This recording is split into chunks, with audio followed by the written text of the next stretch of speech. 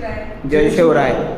आपण बघणार आहे ते गांधार शैली आणि मथुरा शैली यांच्यामध्ये नेमका फरक काय आहे. कारण तुम्हाला बऱ्याच वेळा प्राचीन इतिहासामध्ये हा प्रश्न तुम्हाला येतो की शैलींचे वेगवेगळे प्रकार लिहा.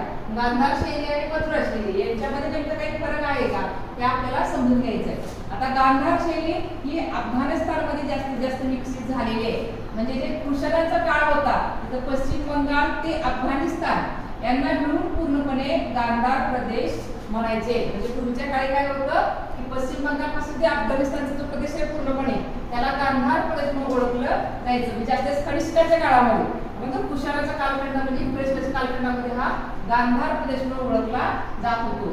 याच प्रदेशामध्ये ही जी शैली आहे गांधार शैली त्याचा विकास पूर्णपणे झालेला आहे. ठीक आहे. ग्रीक व भारतीय कलांच्या संगमातून गांधार कला शैली उदयास आली. म्हणजे ग्रीकचे जे लोक होते त्यांची शैली आणि भारतीय शैली यांचे मिश्रण झाल्यानंतर काय आहे गांधार शैली आहे. लक्षात ठेवा.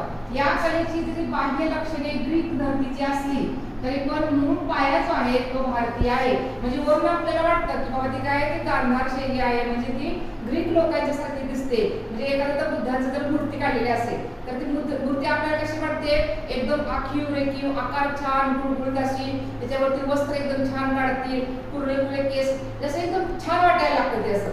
पण कसं होतं की ती शैली पूर्णपणे ग्रीकांची जरी वाटली तरी मूळ पाया जो आहे तो आपला भारतीय पाया आहे हे लक्षात ठेवा. म्हणजे भारतीय पाया गांधार शैली आहे कनिष्काचे भारतीय कलेला दिलेले सर्वात मोठे योगदान आहे. लक्षात ठेवा.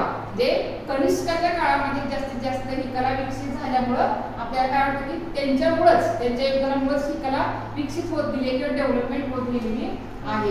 ग्रीक पद्धतीने बौद्ध धर्मातील कथानकांचे म्हणजे मूर्ती मोठ्या मोठ्या प्रसंग बौद्ध धर्माच्या जीवनाचे जे प्रसंग आहेत गौतम बुद्धाच्या जीवनामध्ये त्या वेगवेगळ्या प्रकारे त्यांच्या मूर्त्या तयार केलेल्या आहेत.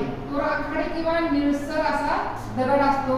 शारीरिक तपशिलावर त्यांचा जास्त भर असतो. म्हणजे नाक सरळ काढतील डोळे छान काढतील गाल छान काढतील केस कुरळे काढतील अंगावरचे जे वस्त्र आहेत ना ते वस्त्र व्यवस्थित प्लेटा देऊन काढतील. म्हणजे एकदम आखीव रेखीव चांगल्या पद्धतीने ते काढतात. म्हणजे तपशिलावर भर आहे. त्यांचे हात कसे असले पाहिजेत पाय कसे असले पाहिजे डोळे कसे असले पाहिजेत केस कसं असले पाहिजे त्याचं बारकाईने निरीक्षण करून त्यांनी ते काढलेलं असतं. म्हणजे जाड घडीदार वस्त्र असतात त्यांचे नाक एकदम तीक्ष्ण असतं कर्ली केस म्हणजे ग्रीकांचा जसा चेहरा असतो तसा हा चेहरा अतिशय सुंदर त्यांनी तयार केलेला असतो. त्याला गांधार शैली म्हणतात.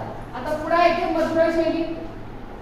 ही मथुरा येथे विकसित झाल्यामुळे या शैलीला नाव काय दिलेलं आहे मथुरा शैली असं नाव दिलेलं आहे. जे गौतम बुद्धाच्या जीवनातील जे विविध प्रसंग झालेले आहेत तेच कोरलेले आहेत. ठीक आहे. त्याच्यामध्ये धर्मचक्र प्रवर्तन मुद्रा म्हणजे गौतम बुद्धाच्या वेगवेगळ्या ध्यानस्थ मुद्रा आहेत त्यांच्या मूर्ती त्यांनी काढलेल्या आहेत. म्हणजे धर्मचक्र प्रवर्तन मुद्रा अभय मुद्रा ध्यान मुद्रा तुम्ही जर त्यांच्या वेगवेगळ्या जर मूर्त्या बघितल्या असतील तर ह्या वेगवेगळ्या प्रकारच्या तुम्हाला मूर्त्या दिसतात बघा.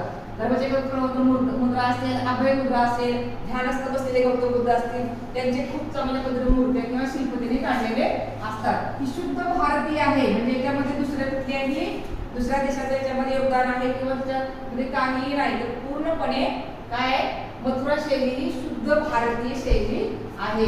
त्याच्यामध्ये जास्तीत जास्त आध्यात्मिकतेवरती भर दिलेला आहे. म्हणजे जेव्हा मूर्ती काढतात तेव्हा त्याचं कसं असतं शांत भाव असले पाहिजे ध्यानस्थ बसलेले गौतम बुद्ध काढलेले पाहिजे. म्हणजे कसं आहे आध्यात्मिक ज्ञान मिळतं. जेव्हा शांत चेहरा आपण बघतो किंवा मूर्ती बघतो त्यावेळेस काय होतं आपल्याला खूप चांगलं वाटतं. भावुकता म्हणजे असं एकदम हसलेला चेहरा दाखवलेला नाही. शांत आणि भावभावना वेगवेगळ्या त्या चेहऱ्यावरती दाखवलेल्या आहेत. हा लाल वाळूचा जास्तीत जास्त दगड आहे. साधं शिल्प आहे म्हणजे अगदी बारकाईनं असते त्यावरती आठवडे काही त्या मूर्तीवरती काढलेलं नाही. मथुरा शैली ही थोडीशी ओबड धोबड शैली आहे ती.